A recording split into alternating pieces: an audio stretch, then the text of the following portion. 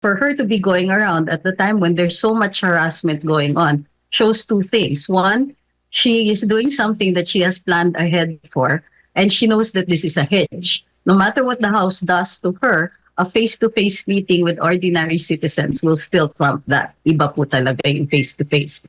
And second, it isn't that big a deal for her, yung ginagawa ng House, because she has ready answers. She was ready, in fact, for this latest controversy.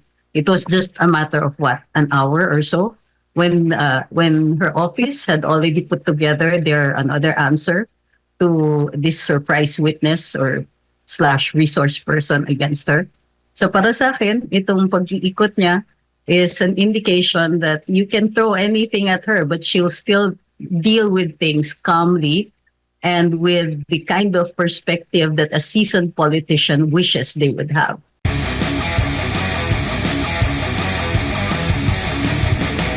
Nagkaroon po ng press conference si VP Sara ngayong araw. Una, magandang paksa yung sinabi niya, no, nilinaw niya na yung pagbisita niya recently kay former Vice President Leni Robredo.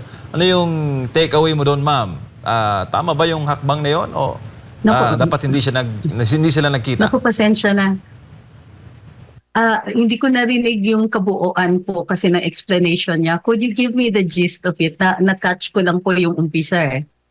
Ang sabi ni VP Sara na personal yung kanilang naging usapan.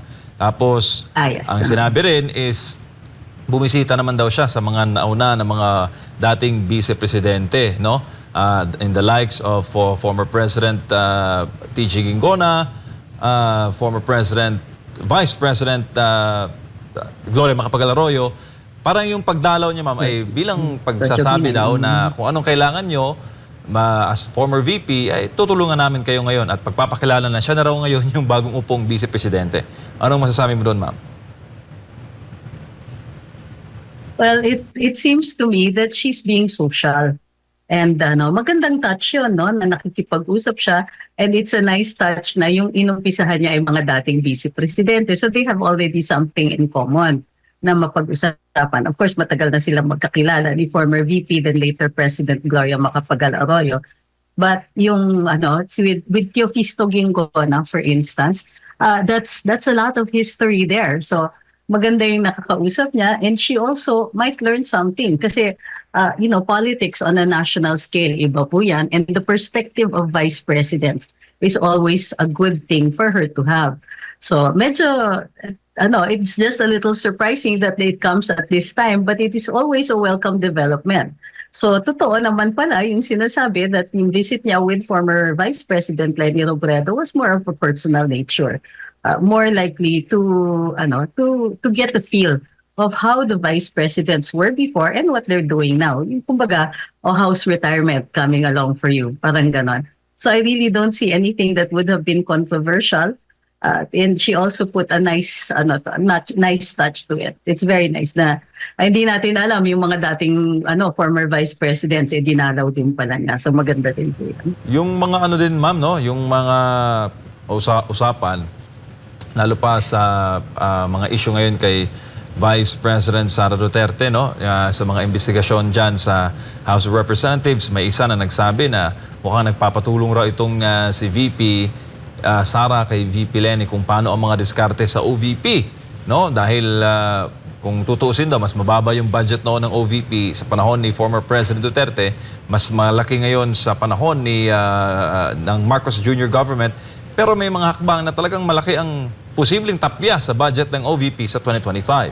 Well, I cannot hazard a guess kung anong pinag-usapan nila ni former VP Leni in that regard.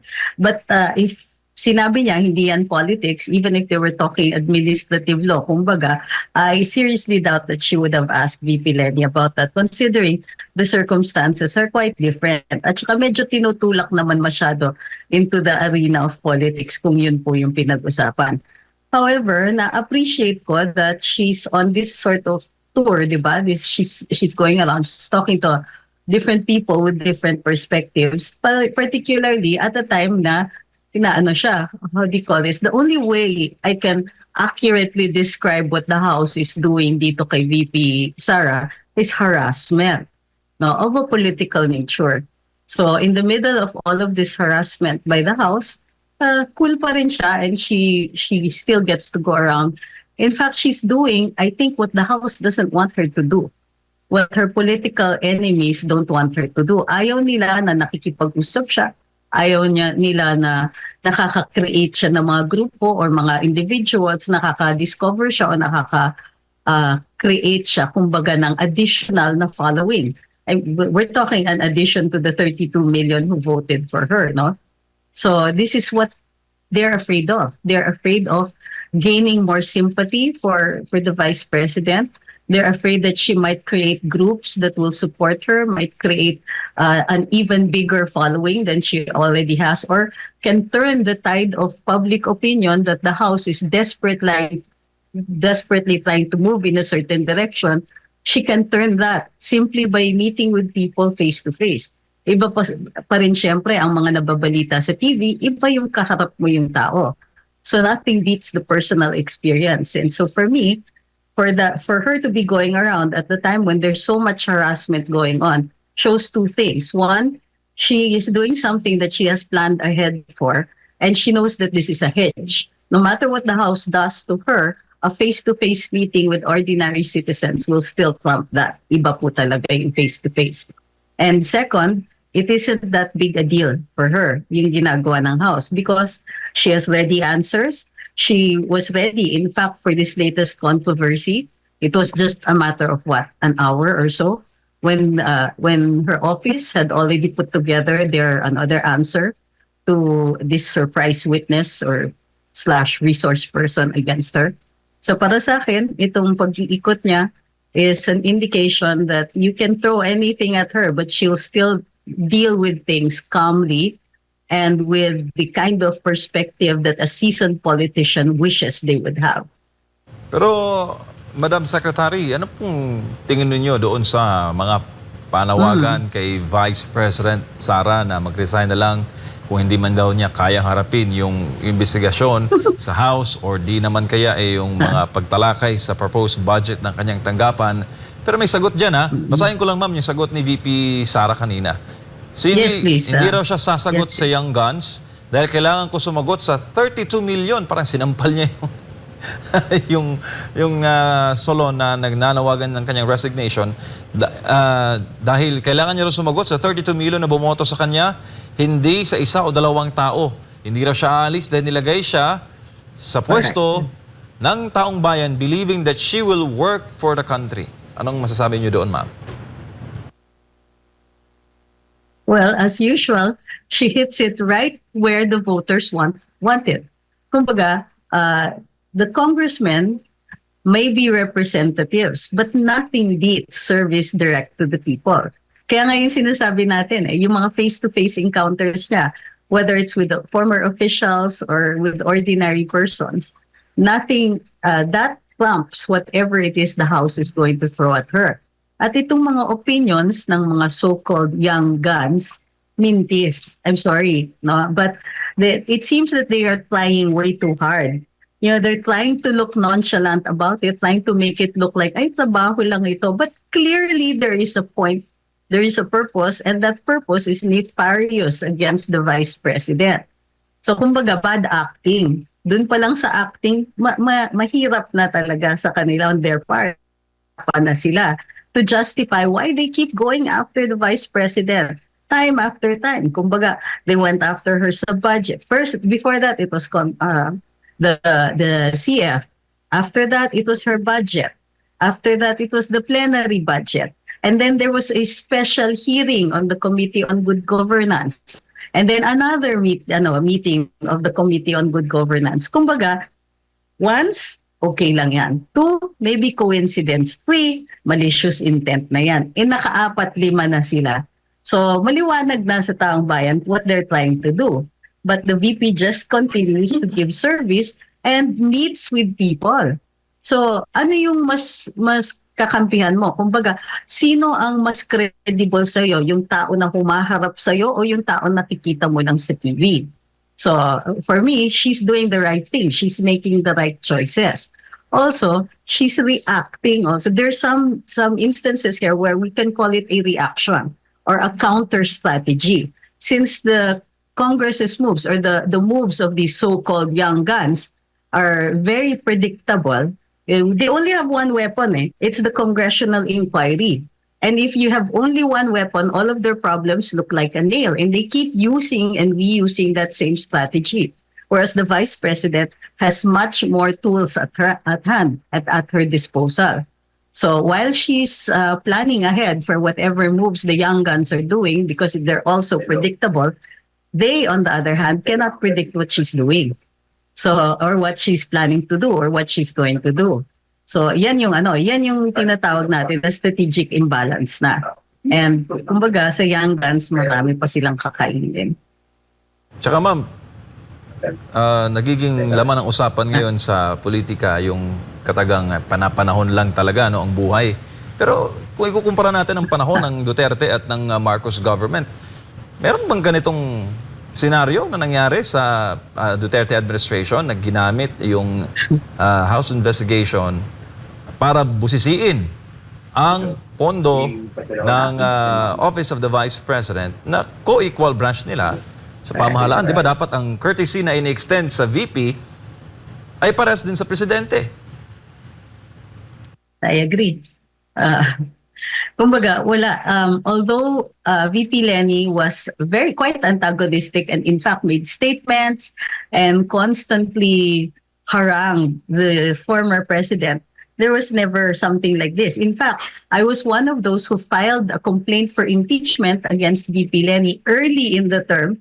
And it was President Duterte who actually informed us and said, no, I don't like that. Sabi niya, it's not good politics for you to attack former anything. Nor is it good politics for you to attack your nemesis. Because adversarial politics actually is good for a democracy. Diba? Merong nagko-call out.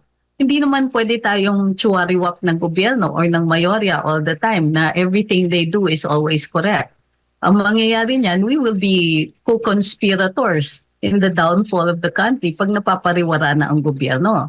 So former President Duterte has always believed in having a healthy opposition. But that doesn't mean to say he wouldn't spar with you. So if you push him, he pushes back. But there are some things that he drew the line at. One of them was getting rid of VP Lenny. He never aspired for that. And in fact, he left the case of Secretary Laila de Lima up to the courts. Wala tayong naririnig na anything that the courts were being pushed towards certain decisions and so on. And in fact, the decisions of the courts later on, they went against whatever it was that Duterte was gunning for, the Duterte officials were gunning for. So para sa akin, kahit paano, may measure of fair play. Politics is politics. And of course, manggugulang kayo at some point, di ba? But I'm talking about both sides. You will use whatever weapons you have. In this case, however, it's too much. They've been going after the vice president from day one, and we know that for a fact. Hindi lang talaga nagre-react si vice presidente nung umpisa. Ngayon lang naharap-harapan na, then she's called on to fight back. She's fighting back not for herself, but for the 32 million who put her in office. And so there lies the difference. You know, what we could see before, and with all due respect to the former vice president, she fought for her party. VP Inday has no such loyalty to any party, but she does give, kumbaga, kudos. She pays attention to the 32 million who have entrusted to her their vote and gave her that mandate. So yan po yung nakikita na, yan ang malaking pagkakaiba between the Duterte administration and the current one. Attorney, magandang gabi po.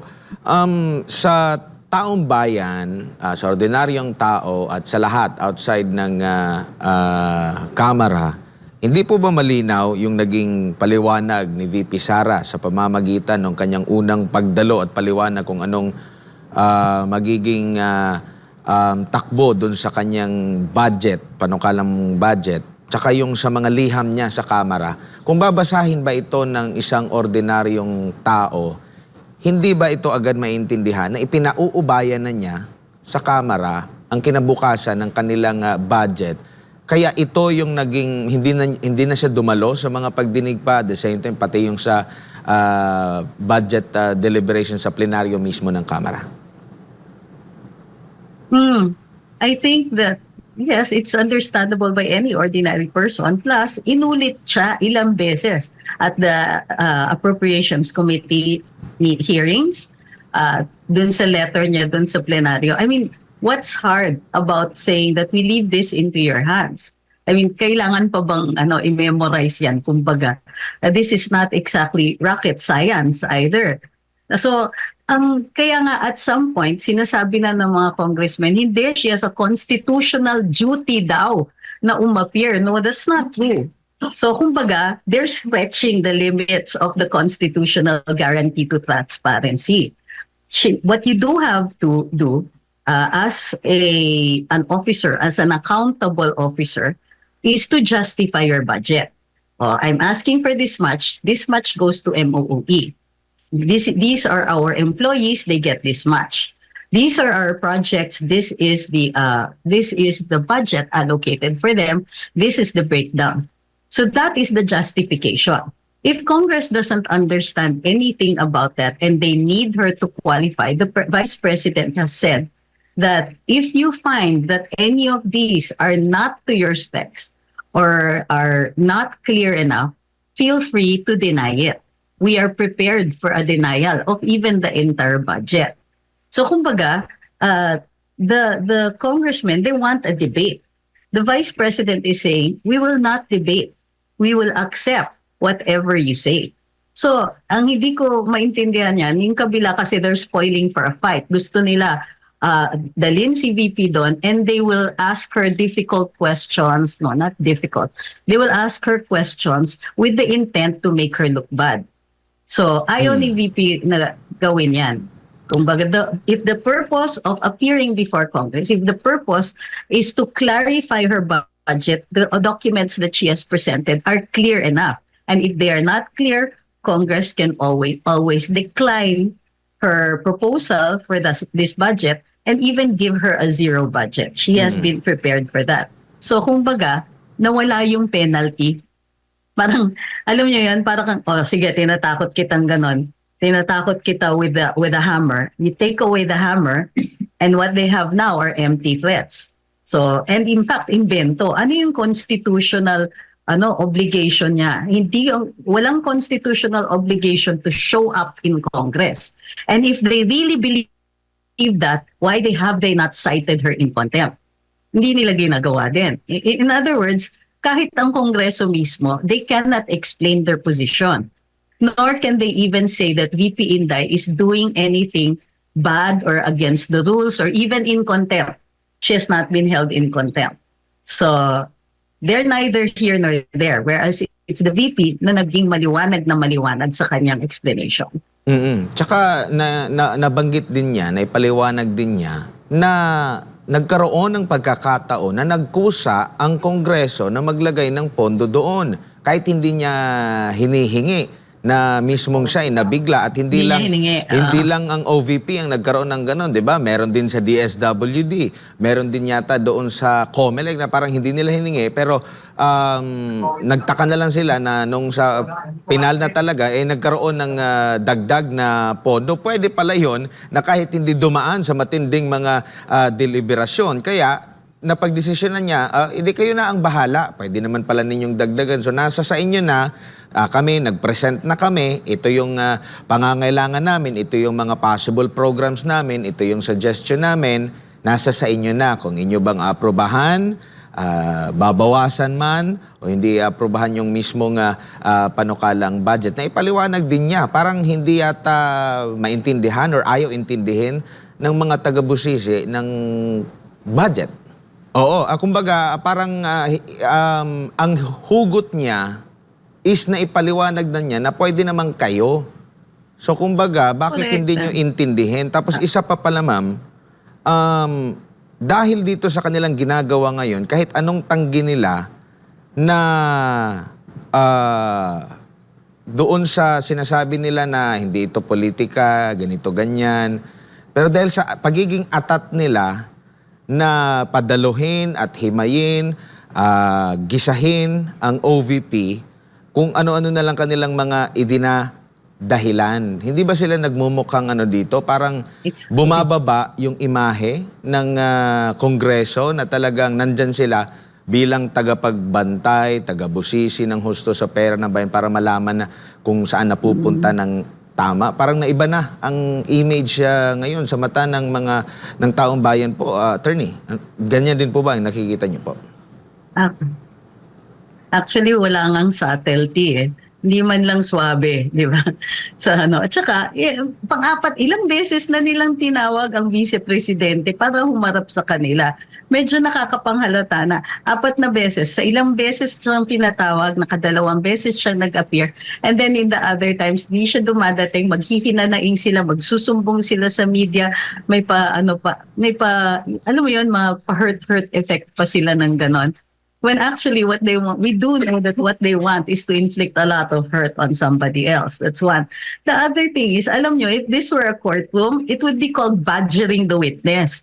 Nasagot na eh. Asked and answered. Di ba? Kulang lang. Objection, Your Honor. Asked and answered. Your Honor, the counsel is badgering the witness. Pero of course, wala silang rules. Yun yung problema. The rules are what they say are the rules. And sometimes I have this feeling that they even make it up as they go along. Kasi may mga rules na hindi nila pinapublish. Take the Committee on Good Governance, halimbawa. To investigate malfeasance, nonfeasance, and misfeasance. These are crimes punishable under the revised penal code. Kailan kayo naging investigador? Kasama na ba sa job description ang Committee on Good Governance ay pseudo NBI agents with the power to cite in contempt? Yun lang ang difference. So for me, sana wag na lang, hindi ko alam kung they're teetering on the brink of pretentiousness pa rin, di ba? Yung nagkukunwari pa sila na this is for the public good. This is for transparency, when we know they just want the vice president in front of her so that they can whack her with questions. Well, she's not going to subject herself to that. And unfortunately, they don't know what to do. Kumbaga, hindi nila ma-cite in contempt, nakakaiwas siya dun sa mga yon, and all they can do is cry to the media. Not only do they look weak, they look incompetent. And I wonder kung yung mga bumoto sa kanila ay hindi ba natatauhan by now. Diba? Kumbaga, may never again na dapat na sumusunod dito sa susunod na eleksyon. Mhm. Naging patas po ba ang paghimay nila sa mga budget ng iba't ibang mga ahensya ng gobyerno? Kasi kung mapapansin natin, mayroong mabilis, mayroong gustong magbusisi, ayaw nilang pasilitain, pero naririnig mo yung generic na statement nila na kami yung tagapagbantay, kami yung tagahimay para matiyak kung saan napupunta ang pera ng taong bayan. Pero parang pinipili lang nila yung mga ahensya ng gobyerno na tingin nila baka kalaban ito. Kumbaga, nobody has ever accused the House of being fair. Ever. So, yan. And that's not just pag-budget, ha? Andyan na yung Commission on Appointments. Although wala akong reklamo nung ako doon dahil wala naman silang reklamo sa akin. But I noticed na yung mga ahensya na may pera ay medyo nagtatagal yung mga yan sa CA. Nagtatagal din yung mga yan pagdating sa budget. So, lalong-lalo na yung mga ahensya na mayroong malaking leeway. Kumbaga, I don't know how else to describe it. Or yung and then the cooperative ones, yun ang bilis-bilis, oo ka lang. Now, a former official, sumakalangit nawa, once told me na there was a time na kung attend ng budget hearings, tapos parating hindi natatawag yung ahensya niya, maliit lang yung ahensya niya, parating nauubusan ng panahon, parating na-defer. So, on day 4 na ginagawa sa kanila yon, sinabi niya, and this was a very formidable woman, she said, "We're leaving. You're wasting the time of the government. You're wasting the time of the people. Tawagin niyo na lang kami pag ready na kayo." So she got up with her entire staff, mag-walk out sila. May humabol na staff ng mambabatas at sinabi, "Wait lang po, kayo na po susunod." Yung pala, parati silang pinahihirapan kasi yung isang lawmaker mayroong gustong ipasok na 3 or 4 appointees dun sa office niya. So nakikita nyo kung paano yung give and take dito. They can offer you, wala kang problema, approve ko yung budget mo, pero i-hire mo ganito o i-appoint mo to, gawin mo tong director. O merong mga ganyan. Meron give and take. Kumbaga, may politics yan. But do you honestly see VP Sara doing something like that? Clearly, she will not, di ba? So, isa yan. Bukod sa, of course, they want her out of the way, no? May mga higher officials dyan who are interested in occupying her position. There's also, kasi kung hindi siya, if she's not gonna play ball, she's not going to play monkey with them, then papahirapan siya. So marami ng dyan. Kumbaga, yung mga maaayos na opisyales who will not stand for this kind of, how do you call this, negotiations, mahihirapan at mahihirapan yan until you finally give in kung ano yung hinihingi nila. So the system, at least dito sa Kongreso, hindi siya exactly the system. Kasi yung system, may rules, may ano yan, they have things in writing. This is the practice. Kumbaga, the practice of our lawmakers sa mga ganito na hino-hostage nila yung budget mo because they want something out of you. Ay, tale as old as time yan. And nakikita natin, bukod sa hindi nagbabago yung mga mambabatas natin, tila lumalala pa. Ngayon, andito na sila, bastusan levels with the second highest official of the land. Saan ka na? Well, there are no lines anymore. Kumbaga, they'll do whatever it is they want to do. And never mind if they look vicious, never mind if they look corrupt, kailan yan? They'll stay in office anyway. Walang recall, remember, walang recall elections para sa ating mga mambabatas. Opo. At meron pa na mga mambabatas na nagsabi pa na parang hindi daw ginagampanan ni VP Sara yung kanyang posisyon sa kasalukuyan at dapat nang magbitiw daw sa pwesto na itong binoto ng mahigit 32 milyong Pilipino. Kumbaga, hindi na rin nahiya. The party list representative na nagsulong ng idea na yon, kumbaga, I think that as soon as it was out of his mouth, medyo napaano siya. Oops. I was looking at his face nung sinabi niya. I-replay ko ilang beses.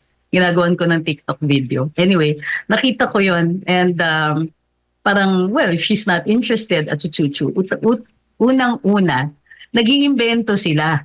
Hindi nakalagay sa saligang batas na kailangan umapil siya doon. What is demanded is transparency. What is demanded is justification. Pero there is no requirement for her to defend in the way that they want her to defend her budget. Defend should be justify. Pero yung sa kanila, defend because we're going to attack you. There is no obligation to do that. There is no obligation for the Vice President to present herself para gulpihin din siya verbally ng mga kongresista. Why should she do that? Kasi kahit yung 32 million na bumoto sa kanya ay aalma. Why are you doing this? Kami nagluklok sa kanya sa posisyon. Hindi namin nilagay ang taong yan sa posisyon para lang harasin nyo, para to make fun of her and to do what the things that would otherwise be illegal if you didn't have parliamentary immunity. So madaling sabi, alam mo the laws that they violate, kung wala silang immunity, libel, sexual harassment, violation ng Safe Spaces Act, all of these, even to the point of petty corruption, yung mga ganyan, nakikita mo, out in the open for all of us to see, and they have the shield of parliamentary immunity. But I hope they don't mistake it. They may have parliamentary immunity, but they are not immune from the opinions of a public who have had enough of them. I hope Opo. they don't mistake those two. Opo.